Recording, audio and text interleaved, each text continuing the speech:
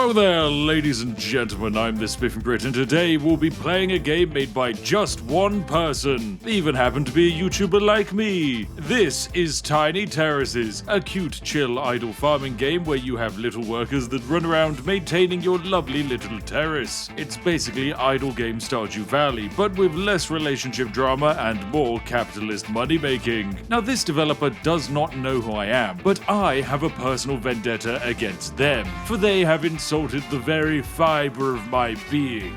But what is this magnificent transgression that I can never forgive? Well, when I hover my mouse in the language settings here, this silly stripy flag is used to represent English. I'm sorry, but those people call this thing aluminum. Do you think they can be trusted as the custodians of the English language? So I only have one course to rectify this issue, and that is that we'll be playing this cute cozy farming game until I become a millionaire from selling tea.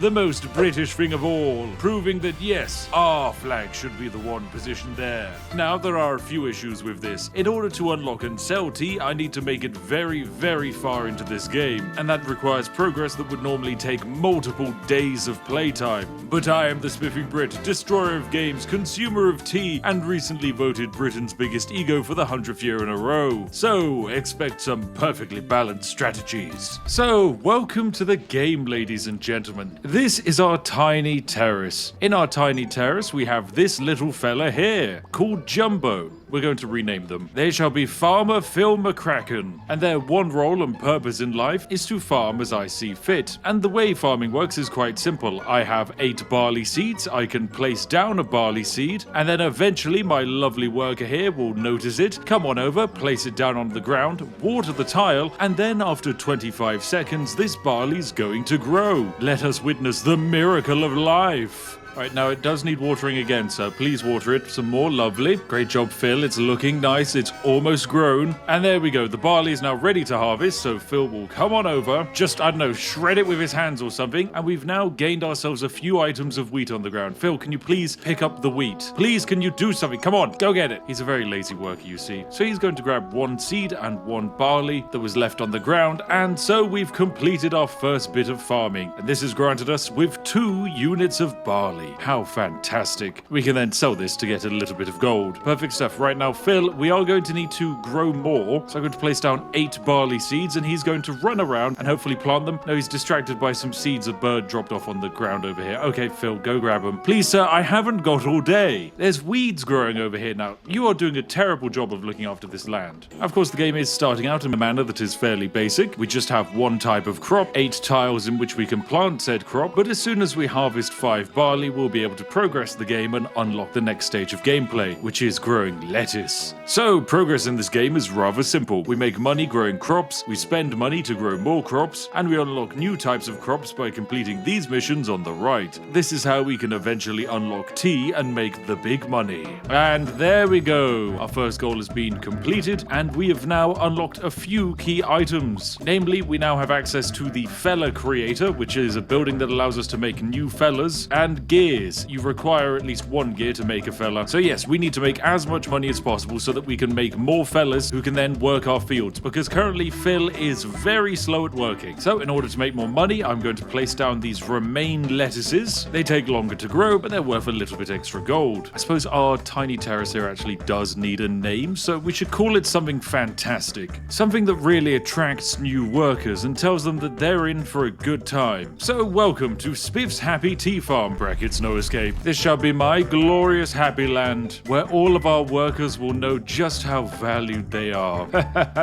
Don't read into it. How close are we to doing our mission? We just need a little bit more barley. So I'm going to place down a few barley seeds, and all we need to do is get them growing. We can actually speed up the game a little bit by harvesting the crops ourselves using our sickle, but as the owner of the land, I see no reason for me to muddy my hands with the work. No, I can just pass it off off to someone else. Anyway, we've completed goal 1, meaning we're now able to purchase gears and potatoes. Phil is incredibly slow actually at what he's doing. He's up to level 4, but the guy can only carry 2 items at one time and is moving around at a speed that can only be equated to that of a drunken hedgehog. The fact that there is so much downtime in between all of his actions means that most of our plants aren't even planted yet, let alone being watered. So it doesn't really matter that I've queued up a bunch of actions because Phil here still actually has to go and do them. I'm going to sell off all of my wheat that I have in my inventory. This has given me 18 gold. This gives us the achievement of local producer, sell 10 items. That's pretty good. At least he's leveled up to the point where he can actually carry 3 items at the same time. So look at him move those potatoes around like a champ. What a great job. Okay, so with these extra potatoes in our inventory, we're going to sell them all alongside this wheat, and this gives us just enough money to buy the 𝔹ℝ𝕀𝕋𝕀 creator. Now the way the 𝔹ℝ𝕀 creator works is quite simple. It takes in a gear and some resources and it produces a certain type of worker. We can create a default white starter 𝔹ℝ𝕀 by using barley, but realistically we want the remains. These use remain lettuces and are significantly better because they can carry 4 items and move faster than the starter chap. It's not even close. They are by far the best in the game. And where even is our starter chap? Phil, why are you wasting your time fishing? Get off fishing. Get back to work, sir. Okay, so now Phil is going to grab some of these lettuces and insert them into the 𝔹ℝ𝕀 machine. Then all we need to do is combine it with a gear, and just after a little bit of wiggling and jiggling, we are presented with our brand new worker. Huzzah! And we can squeak them. So this is going to be our brand new farmer, someone specialized in getting down in the nitty-gritty of the crops. You shall be bent over. So with the additional workforce on our side, it's time for me to start placing down things like an extra dirt block. That said, even if we place it, the workers aren't very efficient. They like to wander off and get distracted. They have to physically path to everything to pick things up, and this slows down the glorious efficiency of my factory. Sorry, I mean my farm. I'm also going to immediately lock in that I want another green dude. Also, just look at Bend Over Go. He can carry 4 items around like some kind of Herculean chap. He's fantastic. Right, so we're almost at the point where we've got enough lettuce leaves to make a new dude. The only thing we're missing on top of that is the 50 gold necessary to buy another gear. So I'm going to sell my wheat, take me up to 69 gold. Nice. And now we can buy another gear. So with this we have enough lettuce and enough gear to make a brand new being to work the farm. And fantastic, a new farmer has arrived. 6.5 hours later. So our crops are growing very nicely at the moment, and because our lettuce sells for a nice 6 gold, we're profiting very well. We're up to 66 gold in cash just lying around, which affords me the luxury of planting yet another crop of lettuces down. I suppose we should probably start pushing for this next progress goal. So in order to do this next progress goal, we are going to need wood. The way we get wood is quite simple. We actually expand our land out a bit. So for the low cost of 5 gold, I can chop down these trees, and it will give me a large amount of logs and saplings. I'll do this a few times because whilst the expansion cost is so cheap, we actually get money from selling the wood. Now, of course, I love money, so I'm going to be selling quite a few of these saplings and logs just so I can get the 50 gold necessary to buy yet another gear. And you know what this means? It's time for another green dude. This time they require 11 lettuces. Wow, quite the investment indeed. And with this, we should now be able to have ourselves our 3rd green dude. And here they are. Right, so our lettuce-based empire is going quite well at the moment. We are very rapidly catching up to the quest requirements of more lettuce and more barley. Right, so with the 4 workers we have running around now, Spiff's Happy Tea Farm, brackets no escape, is looking better than ever. Our operations are growing very quickly and very successfully. Right, and I think we just need a little bit more wheat and then we've managed to hit our goal. Oh, and there we go. Mission complete. We've now gained ourselves a few key items. We've unlocked leaks, we've unlocked rusty sprinklers, stone walls, wooden fences, and bush. This is all very important stuff, as we will be needing leeks, potatoes, and lettuces in order to unlock the next item of the blueberries. So it's time for me to get planting our new lovely leek seeds. I'll be selling off some of the old stock of logs that we have kicking around, and we can use this to buy more land to expand our farms, so that way we can place down more crops. Ah, look, our first leek has successfully been harvested. This is most wonderful indeed, because this leek is worth 8 gold. Fantastic. Look at that. A huge profit of 2 gold. Wow. Yeah, we're going to be mostly doing lettuces. Lettuces are much better. We get a nice consistent 3 gold profit margin with lettuce. So that's what we're going to be specializing into. Of course, this isn't my entire goal of the game, because the main reason I actually first played Tiny Terraces is for one key reason. This game has tea. And if you should know at least one thing about me, it's that I, as a British person, drink an ungodly quantity of tea. But if we want to reach that point, we need progress in the game, and so I've decided to create yet another man. Right, I've expanded my land just a little bit more to make it all look lovely. I've planted another massive crop of lettuces, and so we'll be rapidly progressing our way towards the next goal. I'll be back as soon as we've managed to achieve it.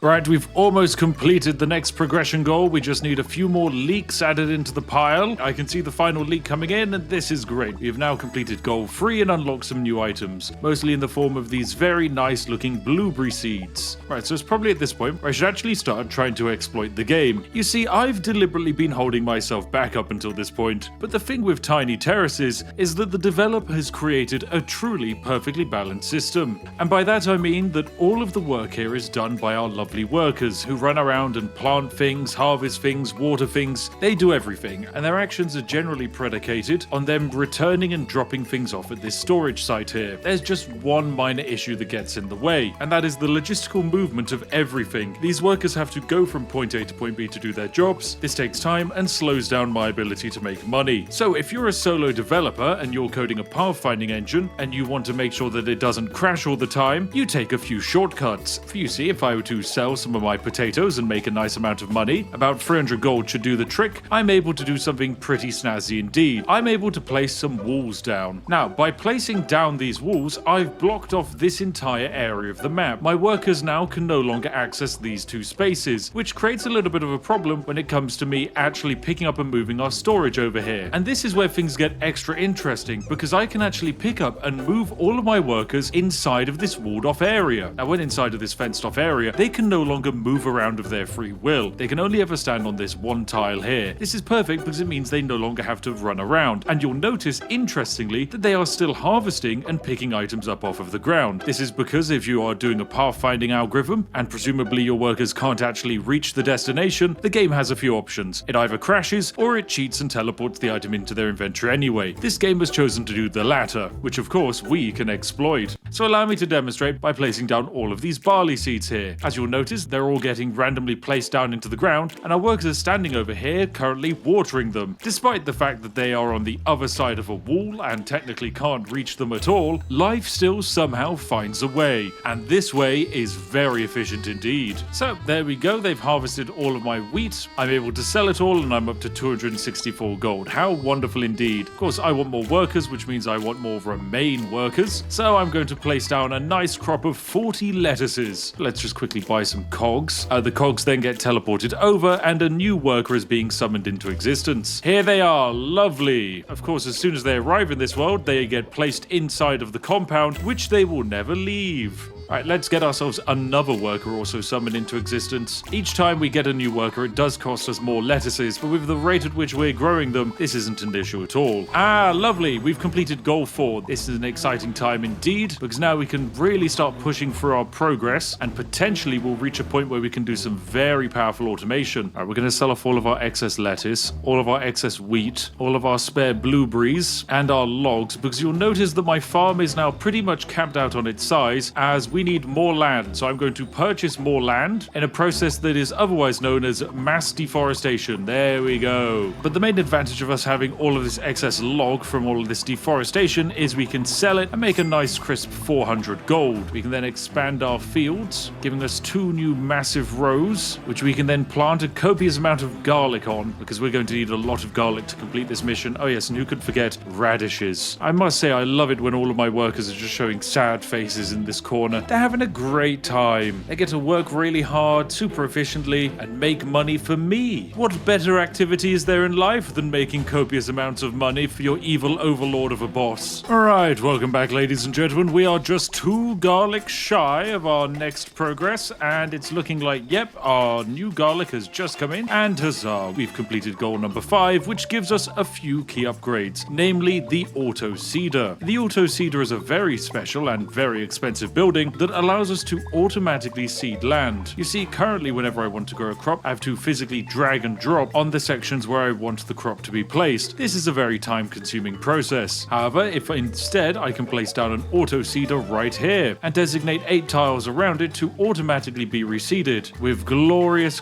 potatoes. Right, I'm going to sell off a huge amount of my excess stock here, and now you can already see we're up to now having 1,600 gold lying around. This is very profitable indeed. Consequently, we can use this money to invest in more auto seeders. And so now we have ourselves basically an automatic system where I can leave the game and our workers will automatically be watering and harvesting whatever crops get placed in this area. Still, we're now at the stage where we have significantly more money, so I'm going to try and expand all of my land. Alright, so up to the north I've set up an automatic lettuce farm, which should keep ticking along very nicely. And then down here to the south, I'm going to try and grow as much barley as possible, so that way I can meet our next requirements, because yes, I want to get my automatic tea farm up and running. There's one thing Spiff's happy tea farm needs. It's tea. How can you have a tea farm without tea? Preposterous, I tell you. So as my tiny terrace grows into a moderately sized terrace, we are making money, and we're able to expand our ongoing operation. Most of our funds do come from selling an infinite amount of garlic juice to, I presume, the French, because who else would be drinking garlic juice? It just makes no sense. Still, we're a long way from being able to make 1 million, and that means we need to keep expanding and keep our eyes on that leafy prize. Right, welcome back, ladies and gentlemen. Some time has passed, and I've set up a nice automated system with large amounts of automated seeders that place down garlic plants, and then what we do is we take the harvested garlic and turn it into garlic juice. It's worth a lot of money at 32 gold a piece, so this allows us to make a large amount of extra cash, and we're now to having 4,000 gold in the bank. However, because this process is now almost entirely automated, I'm in a very comfortable position whereby quite simply I've made myself a nice warm cup of tea. I'm going to head on out on a dog walk and come back to a stupid amount of product that I can then sell for an even stupider amount of money, which we can then use to progress our goals. One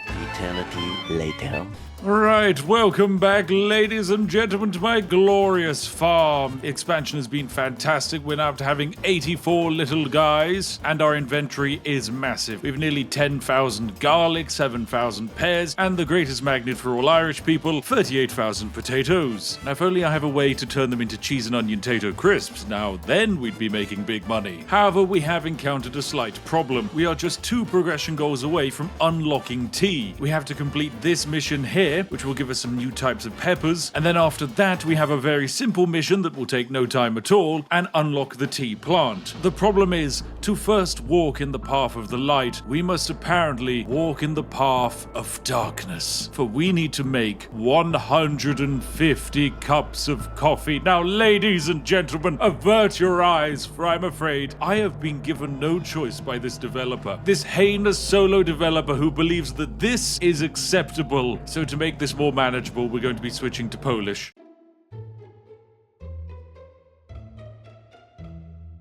There we go. Now we're just making kawa instead. Alright, let me quickly nadezi sikeri all of these trees, so that way we can zack up grunto. Yes.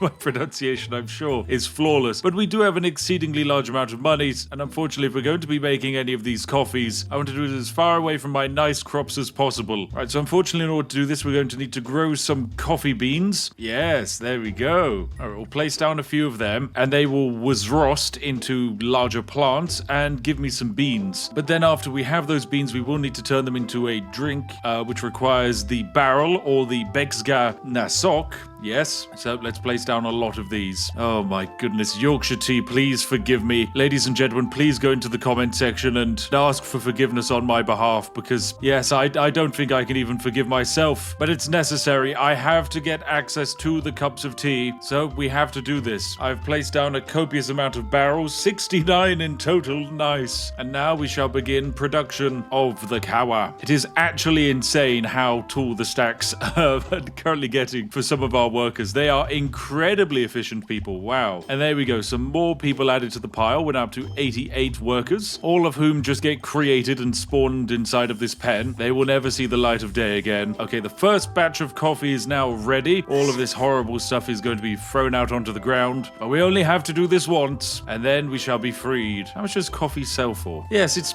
pathetic. It's only worth 8 gold. What a useless thing indeed. Alright, okay, I think we've got enough coffee beans now, so I'm just going to destroy all of the coffee plants that we've planted, because I do not want them surviving. No, thank you. We've quite simply had enough of their nonsense. I only want just enough beans, no more. And finally, I do believe, yep, the third batch has now been completed and is currently getting collected. And so we're going to select all of these things and get them to stop producing. There we go. No more coffee shall be produced on my watch. And come on, all we need to do is store it. And there we go. Lovely. We completed that mission, unlocking us this thing and this thing, as well as, I believe, a wooden crate. Splendid stuff. And immediately, we have completed the mission that comes straight after it. And this gives us the 𝔹ℝ𝕀𝕋𝕀𝕊ℍ, which, if we switch on to English, you might know as the tea leaf. This is the entire thing I've been waiting for. This is why I built this farm, for my one simple goal of having tea. So it's time for me to build a lovely stone wall around my glorious field, and then we will fill it with dirt. My goodness, this is quite the undertaking. I don't think the game was meant to have someone dedicate this amount of space to just one type of plant, but here we are. Now, of course, to improve the efficiency of everything here, we shall be placing down sprinklers, so that way we can maintain maximum efficiency and focus all of our man hours on the planting and the growing of the tea. So we're going to place down nearly 100,000 gold's worth of tea leaves. Here we go. This is good. Yes, game, place it all down. Ah, the lovely sound of tea. And fantastic. Finally, the workers have noticed, and they have placed down all of the seeds for all of our tea. This is wonderful indeed.